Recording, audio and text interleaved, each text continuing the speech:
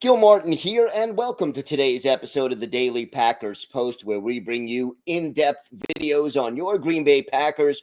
We have new episodes dropping every day, Monday through Friday, so hit the like button and subscribe so you never miss an episode.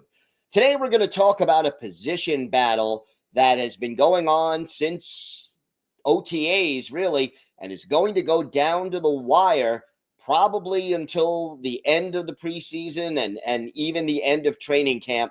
We're talking about the battle for QB3 on this team between Sean Clifford and Taylor Elgersma.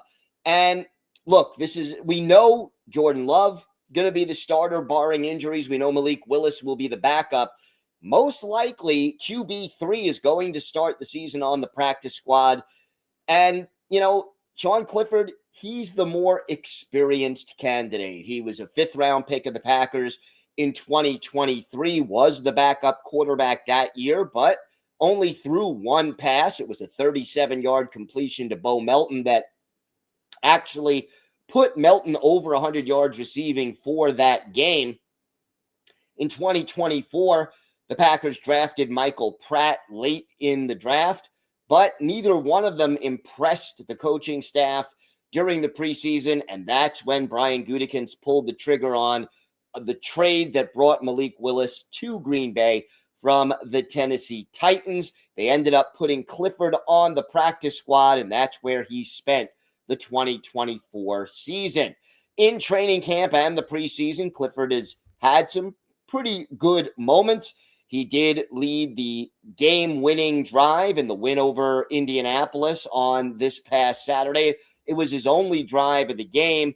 He did it mostly with his legs, only completed one pass in 4 attempts for 11 yards, but he ran 3 times for 19 yards, including the game-winning touchdown from 11 yards out against the Jets. He played more extensively, but again, completed just 2 of 4 passes for 14 yards. And he's up against the Canadian cannon, Taylor Elgersma. And Elgersma, he won the Heck Crichton Trophy, which is the Canadian college equivalent of the Heisman for the best player in Canadian college football. And he earned an invitation to the Senior Bowl, did not get drafted, but had a tryout before rookie camp for the Packers and played well enough to earn an invitation to training camp. Played only one series in the preseason loss to the Jets, but did complete 3 of 4 passes for 24 yards. And against the Colts, he got more playing time, engineered 2 second-half touchdown drives that got the Packers back in the game, completed 7 of 11 passes for 109 yards, and scrambled once for 4 yards. And this is not necessarily going to be an easy decision for head coach Matt LaFleur and GM Brian Gutekunst. They have to figure out what they're looking for from QB3.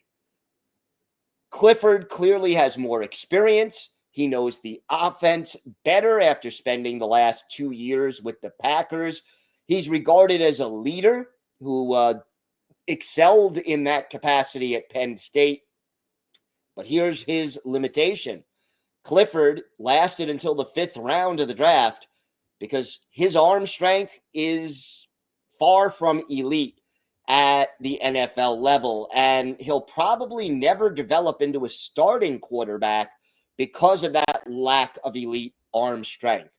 Elgersma, rather, he has a very strong arm. I mean, they nicknamed him the Canadian Cannon. He can make all the throws required of an NFL quarterback, but he's got a lot to learn. Playing your college football in Canada means you had 12 men on the field on each side. You had a wider field, a longer end zone, and of course there was pre-snap motion, including one player who can go forward and cross the line of scrimmage even before the snap of the football. So when we saw Elgersma out there against the Colts and he played well, there were still times where he didn't get the ball out quickly enough, and you could almost see him going through his progressions and thinking, about what he had to do in the pocket. As the game continued and he had more time, he improved in that area. But again, any rookie is going to have that learning curve. It's probably a little bigger of a learning curve for Elgersma because he's making the adjustment not just from college to the pros, but from Canadian rules to American rules. So it may come down to this. First of all, how do the Packers view the third quarterback spot? If they are looking for somebody who can step in now if injuries strike, Clifford is probably your guy. If they look at it more as a developmental position, Elgersma has the higher long-term upside because of his physical tools and arm strength. Once he learns the NFL game, he has a higher upside, I believe, than Clifford. Both of them should play in the preseason finale, and how they do in that final game this weekend and in the rest of training camp will determine who the third quarterback will be this season. And again, probably going to start on the practice squad. The player who is not picked as the third quarterback going to be looking for a job, whether it's on another team's roster or practice squad, or in the case of Elgersma, maybe he goes back and plays in the CFL up in Canada. We'll see how it all plays out, but it's going to be an interesting battle that will go down to the finish. Check out our website at thepackerspost.com for in-depth articles on your Green Bay Packers every day. Here on YouTube, hit the like button and subscribe so you never miss an episode of the Daily Packers Post. I'm Gil Martin. Thank you so much for watching. Have a great day, everybody. And of course, go Pack Go.